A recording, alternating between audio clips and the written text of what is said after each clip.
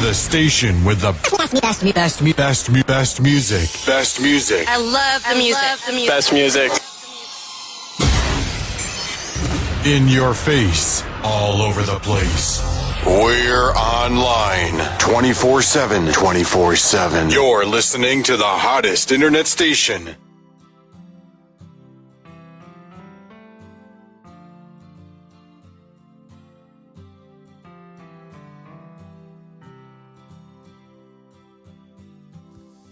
Sinibingelela ke siphinde sinamukele emakhaya zonke indawo lapho kufinyelela khona umsakazi VOR. Onibingelelayo kusakhile sakhe ingwenya. An hour ago besivakashelwe ke lapha yana ubaba uEugene wakwamdluli uhlale kasipha ke amazwi okuhlakanipha la emsakazweni. Ubaba ke uEugene ubekile ke akubekile but ke kulabo abangayibambanga ke inkulumo yakhe sizonilethela futhi yona manje la on our dashboard.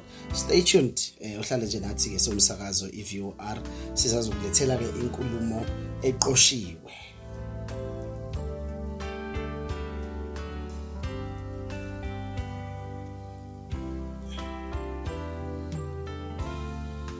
Ngaphandle kokumoshaka isikhathi sizongena kuyo inkulumo. Let's check on the viewers. They're coming through.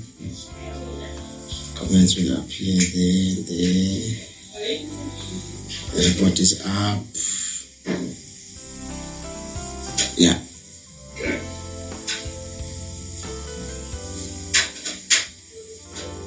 No, say in there then. Alright, it's your command. It's your command. Alright, are we starting now? Yeah, bro. Yeah. Oh, okay. Sorry. Siyanikelele emakhaya, siyanikelele endaweni yonke la nikhona. Namhlanje kuyisonto nje. Uzamanti Mandela umfana wala endaweni uNasasimanga. Ngiku-VOR namhlanje as a presenter and with a host kahle engi-hostile la. Hosted one of the prestigious guys esimaziyo wakhona la eForecast and so hambe mhlambe yonke ipicks about kule ndawo angamazi kuyona. Hostoli ngokwami hostoli uEugene. Baba uEugene sawubona namhlanje. Sibingelele kuwe Timande, sibingelele nabo bonke abakhona kwi-background. Siyathokoza ukuba sekhaya. Kumnandi ukuba sekhaya. Uyabona nawe nje impathi njani. Ngiyathokozela. Yeah. So we've actually Baba Eugene savumelana cha we don't need a very marvelous place that will amaze abantu. We just chose nje ukuthi akuhlale endlini nje. And talk about le ndaba lesize ngayo namhlanje ohlelweni. Baba Eugene amazwi okuhlakanipha. Singathini mhlambe abalaleli befuna ukwazi nje yini amazwi okuhlakanipha? Kusungulwe kanjani? Kufike kanjani lapho esekuthenini sesinamazwi okuhlakanipha? Manje ngabe ngiyaphendula kodwa manje ngibona ukuthi ngcono ngiqala ngokuthi sikhuleke sokwazi ukuthi sisebenzise lokuhlakanipha kwezulu ukuze kwazi ukuchaza namazwi okuhlakanipha ngoba isidinga wona ukuze sihambe endleleni.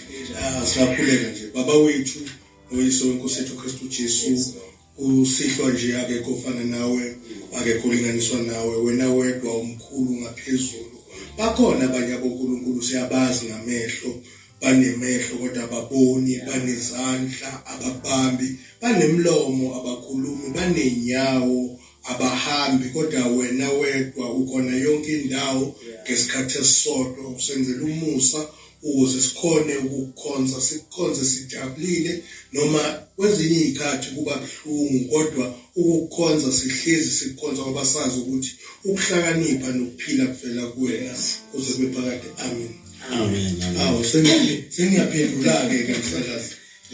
Amazwi okuhlakanipha it's a content eyabonwa iVOR ifanele ukuthi ibe khona ukuze ikwazi ukulekelela amalungu omphakathi noma amalunga angabalandeli beVOR bakwazi ukukhuthazeka emoyeni ngoba kwesinye isikhathi unokuya enkonzweni thothi awuphiwanga kahle nokubekezela nokulinda thothi ke bayapresentela intshumayelo yosuku ithatha close to 20-40 minutes yabona thothi awusagrasp kahle awusabambi kahle konke kodwa ke ngamazwi okuhlakanipha esiwaphiwa uNkulunkulu ukuthi nje sigoqe nje usuku lonke bese siyalala. Amazi okuhlakanipha bese siyalala. That's one of the phrases babujina abantu kanjalo. Ukujwayela nawe lokho kanjalo. Once you repeat izinto kakhulukazi ngiyacabanga ukuthi nesebekwazi nje ngaleyo ndlela. So Babu Eugene, yeah, amazi okuhlakanipha bese siyalala. What I've actually realized about Babu Eugene, he's genuine about into kaNkulunkulu. Number one, akukho rare ukuthi usohlelweni ufune nje ukukhuleka. Babu Eugene, abanye abantu bakubona ngathi into emele yenziwe private. Ukukhuleka mhlambe into efanele nani because kunama scriptures abaye bayiphambanishe ngawo. But then there's something that I've picked up now that Babu Eugene, before everything starts. Whether they are those words or not, because really we need God before we can delve even deeper in the benzaki. Abishina ke ngibuye futhi ukuthi uma ngibuzayo uyasho ukuthi iVOR so it's necessary ukuthi asibe namazi okuhlakanipha kanti futhi sikhetharishe nalabo bantu abangakwazi ukuhlala isikhathi eside konzweni. Babu Eugene mhlambe mangefuna ukwazi umsakazi khona umlaleli mhlambe ofuna ukwazi ukuthi do you sit down uthathe kuphela amaphuzu kwenzekalani Babu Eugene or ifika nje esambulo lento bese kwenzekalani ejuleni lokho iyangichaza ke le msakazi because ube kanje sibuka i-content sibuka ngesahlakalo. Oh yeah. Usuku nosuku nezihlakano sami noma makwenzeka okuthize osukwini usuke kumbula okuthize ukuthi ngahle kwenzeke empilweni yomuntu. So lokho kwenza ukuthi sikwazi ukuhlanganisa isimo noNkulunkulu ngoba iBhayibheli lithi mawulifunda kahle uNkulunkulu wakhanda konke wakhanda ngisho isikhathi ngoba nje wazi ukuthi ngoKora 9 kukhona amazwi okuhlakanipha isikhathi leso isikhathi uNkulunkulu kodwa uNkulunkulu akaphili phakathi esikhathini uphila ngaphandle kwesikhathi nawo kudingeka ukuthi bese uyahlakanipha ukuze ukwazi uku-understanda lokuthi uNkulunkulu ukhanda isikhathi kodwa akekho esikhathini ungaphandle kwesikhathi ukuze thina siphile kulesikhathi kumele ngabe ngaphandle ngoba manje sengaphakathi futhi angasikuthola ngoba ukuhlakanipha kunguye. Babu Eugene usuprove i-theory kahle ngithi i-hypothesis ekudlula osolwazi abaningi bazi ukuthi emhlabeni into yokuqala yabakhona impilo before everything else kodwa ngiyebuza ukuthi impilo yayizoba nasiphi isikhathi because there needs to be a period of life if ukuthi ya-exist kuqala that means a moment iqala then there was time. Singasho ukuthi before everything else isikhathi esibalulekile hence u-quarter to 9 usho njalo Babu Eugene u-quarter to 9 isikhathi samazi okuhlakanipha. Yes. I-vision Babu Eugene sewuhlalile phasi nabaphathi bomsakazo iVOR nihloseni ngamazi okuhlakanipha.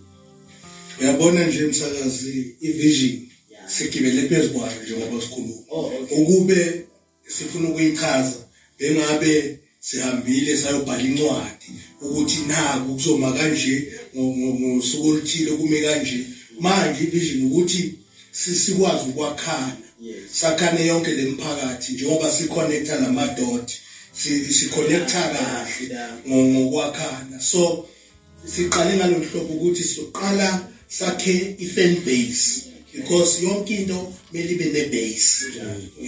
Siqale sakhe i-fan base ngoba wazi ukuthi mawuhambe estrategy bathi amazi okuhlakanipha bese senza njani i-fan base now emva kwalokho mina njengomuntu opresenta lamazwi sengizosuka kwi-picture because akusiyo into yami kodwa yinto yomsakazo so that sizovulela abaholi nabo bonke abantu abanalomqondo wokukhulisa umphakathi ngokokholo ngokolwazi nangokwempilo. Ingakho ke sizodedelana njengoba sisiqalile nje manje sikhuluma kanje next time mhlawumbe uzothi uvula i-VOR sekuyimi ngihleli kwesokunene sekukhona omunye kwesokhohlo mhlawumbe sekunguwenza ukubuza ukuthi usiphetheleni yilo inhloso yethu ukuthi singavaleli umuntu ngaphandle. Bayabuza abahlali manje lapha bathi maye abafundisi bayawathanda amakheke.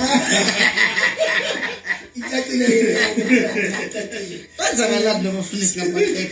Sisakuwe nje amazi okuhlakanipha. Benzakalani nabafundisi namakheke? Imnandi ngempela ke le ukuhlakanipha nje kukhona lento esiyibiza ngomkhona umprofeti engimthandayo lapha eBhayibhelini.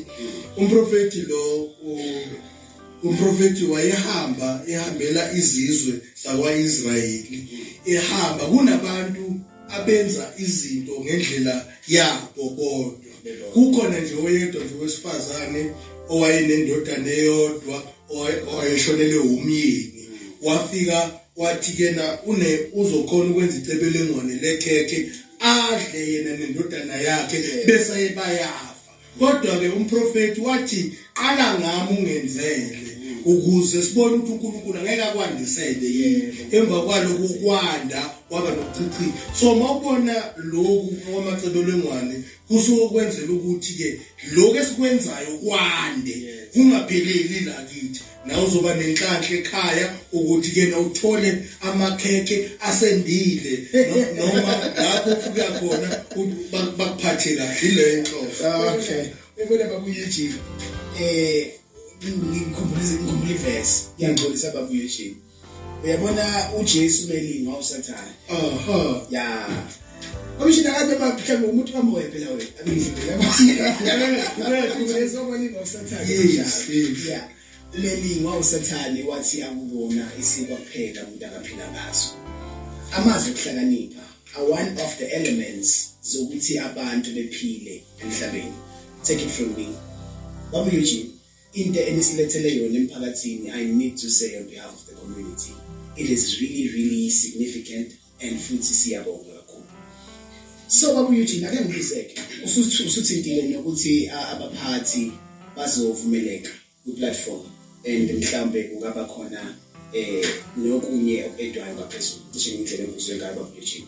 So Babu Eugene, bakuthola kanjani? How do they get into the platform? What do they have to do ukuze bethole ukungena kuyo platform? Sizo-communicate lo i-management ngihlalile nayo sakhuluma sabuka indlela ebanzi ukuthi siqale because we are going for a podcast. Yes. Sifuna lama recordings abantu bangawabambi live njengoba bawabambile namhlanje kuphela. Yeah. Kodwa bakhona ukuthi umuntu ahambe mhlawumbe angene ngiyabekisa nje ukuthi angene page le VOR afike ay download lona noma ngene ku speaker lapha afike ay download lona abe nayo lento continuously noma ke uEugene angasekho kodwa ivision iqhubeke yoba lula kanje okay ngiyahluleka endleleni because insuku empilweni ayifani ingake futhi u7 nawe uyacabanga ngamazi u7 kumele uphelekisa kwezinto. So long nje kukanjalo kuyodingeka ukuthi sibe nabantu sometimes the vision le umsakazo uzela nayo ukuthi inhlazane sithi upgrade ngoba siya upgrade sithi upgrade kuyosuka mina ngiyakutshela angprofeti kodwa ngiyakutshela kuyosuka abantu le kwabanye nengisho ukuthi obani bazocela ukuthi ngicela isiqhephulele nenze njani sizobabuyisela le ku March 24 ngithi sayo celebrate futhi so babuyisela ku March 24 2020 la sasikhuleka khona sithi we are growing sakhuleka sibakhumbuza ku 2021 sithi we are repeating the growth. Now it's 2022 we are saying we are mending the growth. Now yonke into le in a step now senzelani ke ngalokho senzela ukuthi iSouth Africa ingabheki abantu ababodwa ngoba kunama pointers engifuna ukwafaka abantu abaningi abacabanga ukuthi kumele akakhulunywe abanye abantu. Sine problem ye economy eSouth Africa one. Sine problem ye violence too. Bese siba nale problem engakhulunywa ngayo kakhulu, le depression and anxiety. Yabona? So if i-wisdom noma amazwi okuhlakanipha akhona azokwazi ukulekelela umlaleli ekhaya nombukeli ekhaya ukuthi akhona ukusizakala, athi ake ngicaphune lapha because lezi zinto lezi ziyimimoya. Now umoya uyemoyeni. Now mawunganawo umoya uba nenkinga ukuthi ekugcineni uyakwazi ukukhuluma ngento because you've got a skill, you are trained.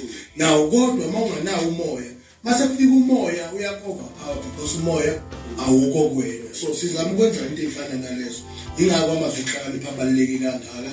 Asiwabukelanga iVocross kuphela, asiwabukelanga iPix kuphela, asiwabukelanga iHealthband kuphela, asiwabukelanga eMpumalanga, asiwabukelanga eSouth Africa, but sibukela umhlaba wonke ukuthi ekugcineni ukwazi ukusizakala. Mawungathi uyabheka iRussia number 1 kwabantu abayibulalayo, kodwa still in a conflict elsewhere. Yabona na ukuthi shoda amazwi okuhlakanipha bazothi indoda abazokhumbuza abantu baseRussia ukuthi madoda phela ukuhlakanipha akusho ukucindezela, futhi ukuhlakanipha akusho ukuthi uyicindezele, futhi ukuhlakanipha akusho ukuthi ube nakho konke. Ukuhlakanipha akusho ukuthi ukuzwa ukuthi lokho engikwenzayo hayi akwenzeki kahle, ngcono ngikwenze kangcono. Ngiyangena lapha nomfokanzima uthi ngibingelele nje ningahambi kakhulu kusendaweni yaseParekop uthi VOR my home. Amen Ncegu ungenile laphana uVusi Mangaliso naye uthi VOR my home. Amen Ncegu wangena kunjabulo reloaded wathi VOR my home. Ungenile uGloria Ncabeleng naye futhi uyaphakamisa kanjalo ke. Ngiyacabanga bese khothi incwadi endike nayithinta lapho wabathi uSecond Kings chapter 4 wasesethi amen. Angena kubo Nkosi wakamalinga wathi ucela amakhekhe. Ake ngimphela amakhekhe ngendlela uBokosi. Yeah. Bishop, ngiyaxolisa sengisemphazamiswe inceke lapha la comment. Eugene bengisazokubuza nge-target audience. Usuthintile ukuthi abantu abane depression wathinda ama-issues, social issues esibhekene nawo, even the economy, and wazamo empeleni wakubeka ngokusobala ukuthi amazwi okuhlakanipha akuhlanganisa konke lokho ayatholakala kuyo yonke le mikhakha. Eugene, ake singene-ke manje kuwamazwi okuhlakanipha. Uma sifunda ngokuhlakanipha kwa-Eugene according to the Bible, seke ngahlola bethi ukwazi uNkulunkulu, that is wisdom. Umesaba uJehova, that is wisdom. Umfunda uJob chapter 28 bethi i-destruction njengoba usakhuluma ngeRussia nani kuzwe only a fame about ukuhlakanipha. I've just only heard the fame about it.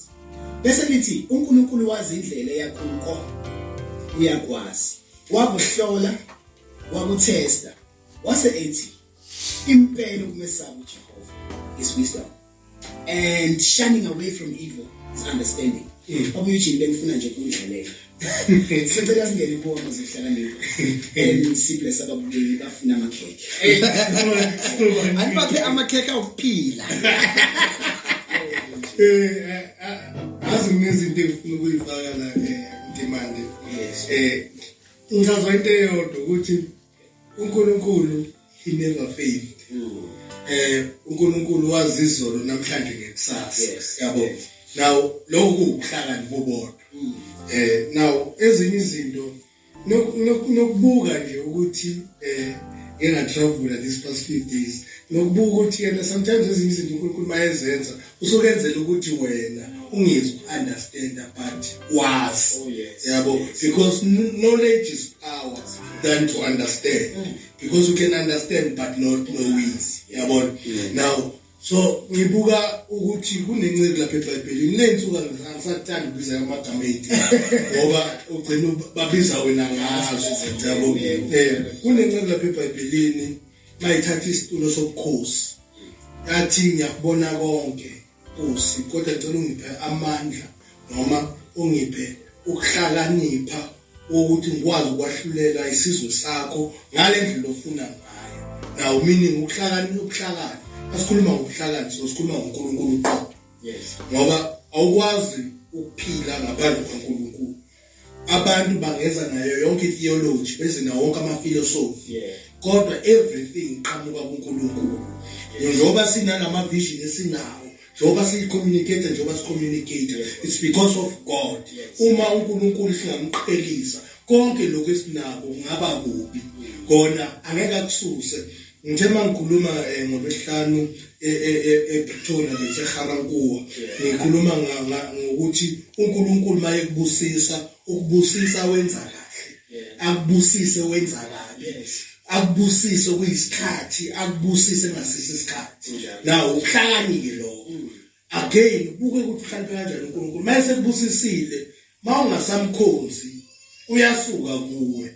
Kodwa akasusa izinto zakhe. Ubuhlakani lo. Futhi uyakhona ukuphumelela ungakhona. Amazokuhlakanipha ke. Okay. Yaqhamuka ke futhi lapho ududuzile uNelsiwe uthi siyabonga Nceko phambili ngeVK. Uyabuya ke futhi uMam Gloria laphana uthi lawo mazi uqeda kusitshela ngawo Ashiwo King Solomon ecela iwisdom. Yes. Ngiyabonga kakhulu for this comment Mama Gloria. Bengisathi ngiyakhona vele. Ayezwa amakhansela, bayezwa umeya, bayezwa abaphathimandla. Zonke iziphathimandla. I-leadership. Nje umuntu engathi uyibiza nge-civil servant, ngabe uyezwa imanje. Kuthiwa before ascend the throne, wacela ukuhlakanipha. Ukuthi akakwazi ukuphatha laba bantu. Babuye nje ngithi kakhulu indaba yokuhlakanipha. Angazi singabonga on behalf of the community. I think because not everyone is going to comment, of course, abanye abantu they don't actually do that. They prefer nje kulalela. Thank you. We thank you for today and so far angazi anginakuvalela ithuba. Is there anything else you'd like to add? Manje thina abanye sakhula kahle. Yonke into kumele ihambe kahle. Angikwazi ukuhamba ngaphandle kwevesi. Hayi cha, ngingakwenza konke ngizobonga egcineni, kodwa ngizobonga kahle ivesi seliphumile. Lapha eMabhayibhelini madoda kunamazwi nje engiwathandayo a very slender if not clean. Ondile impela kona kodwa anamandla. Kule nsuku nje kusenhlizweni yami mawufunda incwadi kaLuka chapter 1. So ivesi elilodwa nje bese sizawukhuleka bese siyabonga. Nethi nje ngibona ukuthi lakhe lesingisi. Yalalo lesingisi livumelekile. Sizolifunda leli lesingisi bese sifunda naleli lesizulu. uLuka chapter 1 verse number 37. Amen. Please short. Very short. And then it reads as follows. For nothing will be impossible with God. Ngokuba akukho lutho lungenzeka kuNkulunkulu. Akukho. Now bengisho ukuthi ukuhlakanipha umthatha uNkulunkulu umbeke ngakuwe. uNkulunkulu engakuwe, nothing is impossible with God. If you say your life is led by God, nothing will be impossible. It may be delayed, but not ukuthi ngeke yenzeke. Everything to God is possible. Even nakuthi kusasa kuzakwenzakalani, if you believe kuzakwenzeka, it's possible. Now impossibility it's a creation of something of which is not pleasant or present, because listen to two I find what does pleasant, present, something which attracts. You can be delighted upon. Then present meaning in the corner. Now uNkulunkulu athi akukho ngekwenzeke kuwe. Chaza ukuthi ukuhlanipha kwethu, ukwenza kwethu, ukuhamba kwethu konke kudependa kuyena, because yena uyakhona ukukhatha off ama-tires. Uyakhona ukwenza into yenzeke. Now kunale scenario engifuna ukuyibekisa ukuthi kukhona amadoda wayenochoko awayephila ngesikhathi sasendulo. Wayehamba nabantu bempi yakwaIsrayeli, angazi ngifuna Israyeli namhlanje. Now lempi le mabengenisa ekamu amadoda ngenxa ukuthi wayenoqhobo wayenephunga elithile elangamngelile ngaleso sikhathi bawaqhelisa lamadoda abawasusa lamadoda bawangenza ingxenye yempi kodwa lamadoda because they were with God nothing was impossible to them bahamba bayohlala emakarishini ngaleso sikhathi uma impi isihlulu Israyeli uIsrayeli wabaleka laba babelwa noIsrayeli bangene eKamo mabangene eKamo lamadoda ngenxa yokubona ukuthi impi yehlula athasiza ukufela eKamo kodwa siyakholwa ukuthi la sisuka khona empini sofela khona nawo mayesuka eKamo lamadoda yempini kwazakala izigi engazathi zaziinkulungwane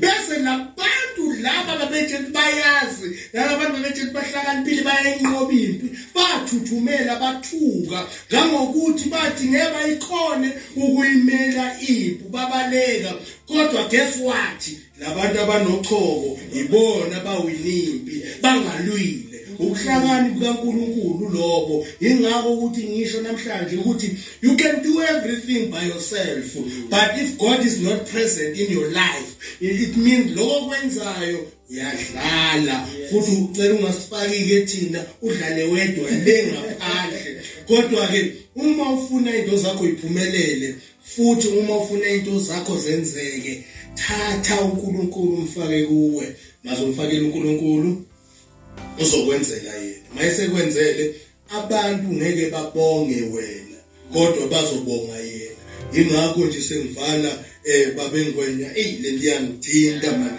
yangithinta lento ukuthi sinengceku la sikhona ngiyazi emakhaya bayabona kunengceku ezinemali engafuni ukusebenzisa imali yazo ngendlela ecorrect ngichaza ukuthini angazi ngifunani imali imofunda iBhayibheli lithi impendulo yakho konke now sometimes una imali kodwa uyibothi yenzana umsebenzi wayo ngoba iphela ungayisebenzisanga it's because God is not within that money ngiyacela nje mawunemali thatha imali yakho ufake esikwameni bese uthathe kaNkulunkulu umnika yona because uNkulunkulu unemali yakhe lapho kuwe now indaba ngisho kanje ngoba we need people who are financially capable to come and assist VOR abakwazi ukuthi ke sikwazi ukuthi senze zonke izinto eziyisidingo nangu Vodacom is giving us naba abanye bakhona engibabiza ngamagama they are doing something to change the community ngolesini noma ngolesithathu bayadla abantu abangasebenzi that is initiative wena wenzayo ngoba phela uthi ke uNkulunkulu nothing is impossible with him now namhlanje ngifuna ukusho njalo nje sengigoqile ukuthi ngiyacela emakhaya asazi into eyodwa ukuthi akukho okungenzeki uNkulunkulu yabuke nje azi ngifuna ngomsakazi la eduze kwami umbone edlo ngithi Nkosi uma usongaka kanti kube akekho uNkulunkulu ngabe sibona nje isikweta ngabe sibona nje indoda enhle mbiko kuyenzeka ngiyabonga kakhulu ke ngibonge bangenile ke lapha abahlali ungenile uJabulani Petros wathi VOR my home wangena kumunye umlaleli futhi ekhaya what nothing is possible with God delay doesn't mean denial okay thanks Ncegu amen oh God wangena ku MJ Dube wathi namandla wangena what is very profound teaching by the servant of God wow thank you for the blessing us this afternoon bayabonga ke emakhaya bayabonga emakhaya yibona ngeke isho baba uYesu lento nje ukushila ukuthi idinga umoya kaNkulunkulu idinga umoya kaNkulunkulu baba uYesu ngifuna ukuhamba phezulu amazwi akho whatever you have said isishintshile impilo zabantu usushintshe neyami ke la eceleni kwakho baba uYesu now there's this thing I wish to say before I let you say your closing remarks baba uYesu sibonga kakhulu ukuthi ube khona namhlanje and present yourself in this platform nisazomuzwa kakhulu kubaba uYesu ngamazwi okuhlakanipha he's one of the guys who are actually championing that yes and we are looking forward to have abantu who are going to voluntarily assist on this mission that we have this man on this content exactly like media yes yeah baba uYesu ngicela kancane ezwini bese uvala ngoba besisasezwini babuye ukhulumile about ngoba bongisho ukuthi nothing shall be impossible with God. Ingoba baba Eugene ngesinye isikhathi abantu baye bemdoubt uNkulunkulu bemfaka eboxini likaMjisi.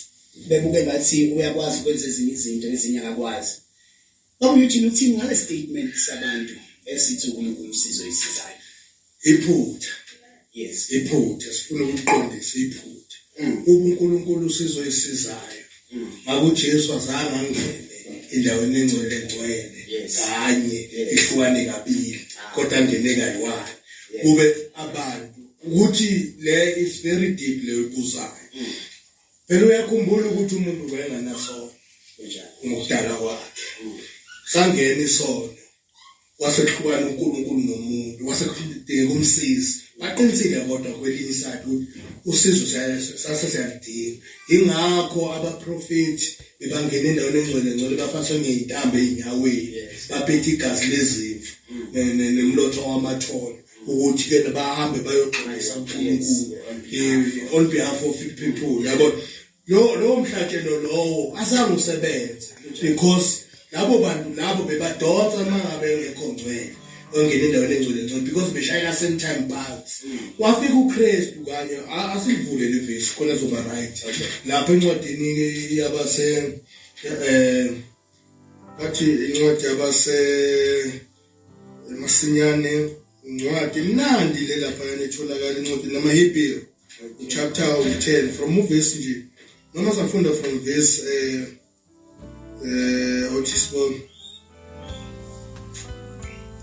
starting verse 13. Basakhona abakhomentayo. Ya nesaya nje ezwini nangu yangena umafungaze untombi zamagatsheni uma Oliphant Mshengu uthi nibongmema nami kanti kutholakala amaqabunga. Amen umuntu kaThixo. Okay. All right. Nanku kuba this is Hebrews chapter number 10, chapter number 9. Verse number 11. Verse number 11. But when Christ appeared as a high priest of the good things that have come, then through the greater and more perfect tent, not made with hands, that is, not of this creation, he entered once for all into the holy places, not by means of the blood of goats and calves, but by means of his blood, thus securing an eternal redemption. Asifunde ngesiZulu. Yesizulu ithi kepha lokhu uKristu esefikile engumpristi omkhulu. Sifunda ngesiZulu. Okay. Kepha lokhu uKristu esefikile engumpristi omkhulu wezinto ezinhle ezizayo. Wadabula itabernacle which is the tabernacle. Yes. Anengibonele ngapho lemiphelele kunalelo elingenziwanga ngezandla okungukuthi elingesilo lalokhu kudala. Exactly. Bambe kanjalo. Meaning uma sisakhona kuyisizwe shothi sisebenzisa lokho sithi human mind. Yeah, human mind. Now once you ufuna ukusizwa meaning kumele utshelwe yazi ngiyayisho lento umsakazi sebazongcolela abalaleli. Angikwazi ukutshelwa ungwenya ngesimo sakamdluli ukuthi kumele ngenzeni kamdluli abe ungwenya athatha into zakangwenya ezoyifaka kamdluli. Yabona vele sekuyipolitiki. Yebo. Kodwa qhubeka kuye verse 10. Wangena kanye kuphela endaweni engcwele. Kungengegazi lezimbuzi. Bamba wangena kanye endaweni engcwele. Azange asebenzise igazi lesilwane lithi ngembuzi 1. Sasibale ukuthi lezi lesithi imbuzi 1 nelamathole 2 inkomo kepha ngegazi lakhe. Meaning igazi lezilwane lisebenza ezilwaneni kodwa elikaKristu lisebenza emuntwini. So ake ngibuzeke la mfundisi usho ukuthi mangabe senza lokhu thina ngoba phela inkolo ayifani masenza lokhu thina sithi sigcina sikubize ngesiko futhi kumele sihlaba abantu. Hayi ilula ke leyo. Sihlaba abantu yini sewusenza abadobi babantu mfundisi. Lutho ilula ke leyo ayihluphi kakhulu leyo ejusa. Igazi lomhlatshelo yebo elikaKristu mlodo alithi lahlatshwa kwabakanye leli lembuzi leli inkomo li continuously kube khona lalisho khona lithi leli lenza ini ezuzile ukukhululwa okuphakathi ngokuba uma igazi lezimbuzi nelezinkunzi nolamathole nomlotha wesithole kufafaza abangcolileyo kuhlambulula kube ngokuhlanzeka kwenyama kakhulu kangakanani igazi likaKristu owazinikela kuNkulunkulu ngomoya ophakade engenacala liza kuhlanza unembeza wethu emsebenzini efileyo ukuze sikhonze uNkulunkulu ophilayo injalo nje ayihluphi isicacile straightforward ukuthi kahle lokho suke sikwenza iloko sithi ke na imfundiso zabantu yabona nje nami ngine scenario enginayo ngangathele nje umncwabo ngapha kamhlaba yalingana ubaba umakhelwane ngengimusha isibongo sakhe ngoba ngizabela ukuthi uzogijimisela waboleka umakhelwane icansi ukuthi alisebenzise ngoba kwakunesimo esithize noma kwakhona kwakwenzeka ekhaya kanti kulezo insuku uzohamba emhlabeni uthe mayesehamba emhlabeni bafuna ukumbeka kanye necansi wayesethi cha anginankinga ngiyambeka necansi kodwa icansi lami ngilikhande ngohlobo lodidi lwendwangu noma lokwerope nithini irope ntambo uhlobo lodidi lwentambo wathi noma ngingamncwaba kodwa ngicela ningiqaqele intambo yami ngibuyise intambo bese niyamncwaba benza kanjalo bamncwaba kanti khona nomunye wabuka uthe maseshona ekhaya kubo wathi akudatshula icansi sekuyinjalo so wanje uthi uyafika emathuneni idatshula amathansi kanti iproblem yenze ukuthi umuntu wayeyifunela intambo yakhe manje sesekusebenzisa yilokho yabona ababuye ejini ngiyabona. So this platform is also going to be informative, especially ezintweni esingazazi thina nesingenayo incazelo ephelele ngazo. I-platform enimele ngempela emakhaya nihlalele nithakasele ngoba impendulo eziningi zizophenduleka kuyona. Bakhona baba Eugene. He once told you, Baba Eugene did studies with Bible. He's a qualified person, a personnel. He knows exactly what he's talking about. So angeke sithandabuze siyele nalo. Baba Eugene, miningi imibuzo esemphakathini. Miningi futhi imibuzo eyenza ukuthi abantu bebone ngathi kulivindi ekholweni. Baba Eugene siyabonga. And nje ukudlala kwakho and ukuthembisa abalaleli ukuthi they are still going to get those answers. Sizothatha just few comments if they are. And then we're going to let you close the program. Akhona ama comments ungenile komunye umhlali or umlaleli wathi oh wow tell truth mfundisi at the call of this name Jesus all knees shall bow all tongues shall confess that Jesus is the King of Kings. Asibambe nje lapho bese mfundisi ngoba yayibona baloko bayachicheleka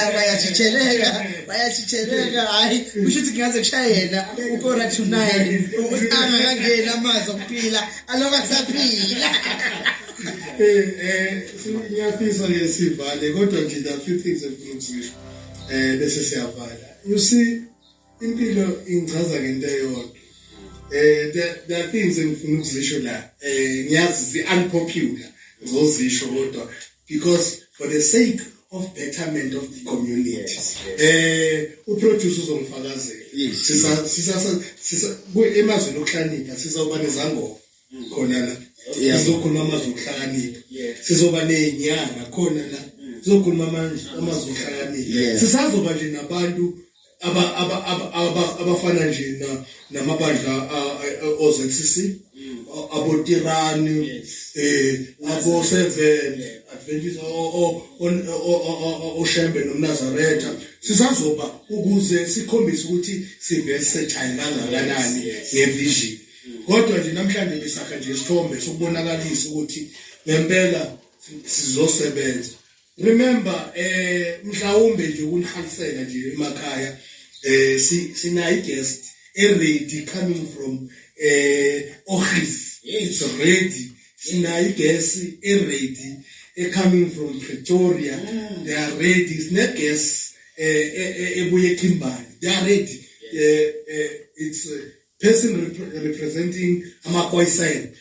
They are ready. Was cousin Guti Amazokani Pabonenza. Because we have reached many corners. Alamazokani. You know, in Capsela, which I see what you want to mean. What about the pay? What about corner bezwa? Now Amazokani. And I'm trying before the total outline. I will try me to relax and to now again or tonight.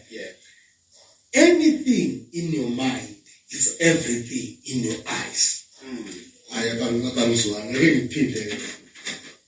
Anything in your mind is everything in your eyes.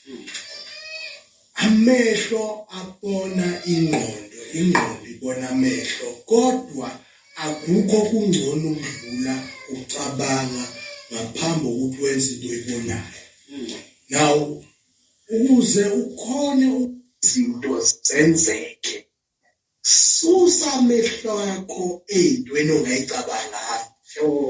Yenza yonke into oyicabangela uyibone ngamehlo ngoba sinenkinga yabantu empilweni yabantu ababonayo bese bayenza bagcine ngokucabanga. Now namhlanje besicabange ngcono nalo besicabanga ngakho. Ethi iBhayibheli uNkulunkulu unemicabango emihle ngathi ukusikhuthaza nokusinikeza isasa. Manje ke why we see and do? Why can't we think then and do? Yiloko nje ngishoyo abazohlakanipha bese siyakuletha. Nangu bonzi lapha nosibambo semotweni. Mfokanzima njani? Amen. Yes. Kodwa nasikangake perepop madoda. Okay. Hayi namhlanje silandela nje ukudlula lethela amazokuhlala ephabukhama. Uyangamuka nje. Into sijabulile ngeke siyabonga man. Okusengqondweni yakho iloko kusemehlweni akho siyabonga. Siyabonga yiko lokho kusengqondweni yakho kusemehlweni akho nzima. Yeah, no, ngingaqhubeka bekuyi-incall nje ubafo ekhuluma nathi ngapha evela ngale uvele wajoin live ke wahlala nathi la waseke sesenda le message back. No siyabonga. Siyabonga emakhaya. Umsakazi sinenselela producer wethu ngiyacabanga on Sundays izona izikhathi labantu be-free call. Ngiyacela manje makungenzeka bakumdlovu ababekhona ama-guest bavele bebonakale ngoba abantu bayadinga ukubaza abantu abashoyo amasihlakani. Exactly. We will open and design a flyer ezobikhuluma ukuthi baxhumana kanjani nobaba uMdluli in arrangement of time, and then ubaba uMdluli uzobuyisa ke kithi as ama-producers, and then bese siyas-analyze-ke isikhathi sesilot sangama Sunday. Kuvulelekile, akukhethwe bala, akukhethwe nkolo, kuvulelekile. Ukhona-ke ubaba uMdluli nguye osiphethela amazwi okuhlakanipha.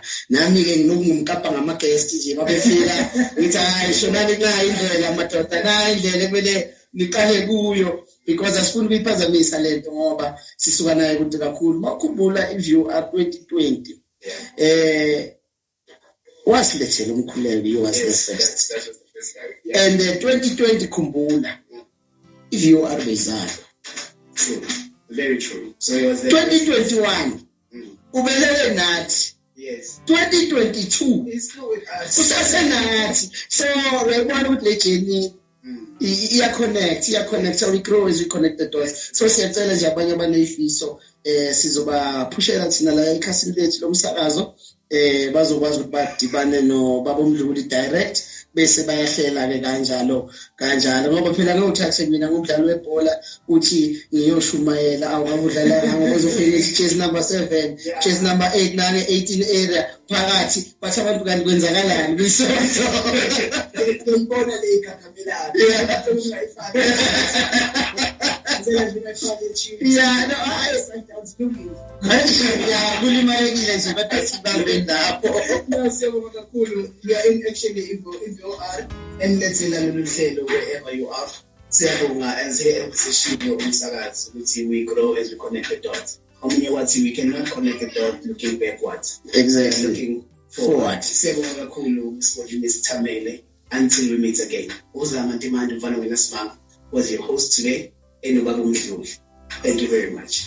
Yasazi ke noma bomdlulu ufuna ukuvala ngendlela avule ngayo singayivala nje na kanjani ngempela ufanelekile simbonge uNkulunkulu singavala nje amehlo savala amehlo nje emakhaya akukholwe namhlanje ukuthi lo mthandazo uzowuthandaza uzokwenzela umehluko amanye emakhaya aneyinkinga ngeke sisisho ukuthi sinjani kodwa sikhona kweminye imizi kumbula kembeswa kweminye imizi uxabana ubendle kodwa ke namhlanje umthandazo sowenza sifisa nje kube umthandazo ozovuleleka wonke umuntu wenza umehluko enhlizweni zabantu ukuze sikwazi ukuphila kangcono futhi siphile kahle baba wethu noyiso wenkosi yethu uKristu Jesu damba manje akekho umuntu uNkulunkulu ngaphandle kwakho siyabonga moya ongcwele sibonga ithuba sibonga isikhathi sibonga umusa sibonga uthando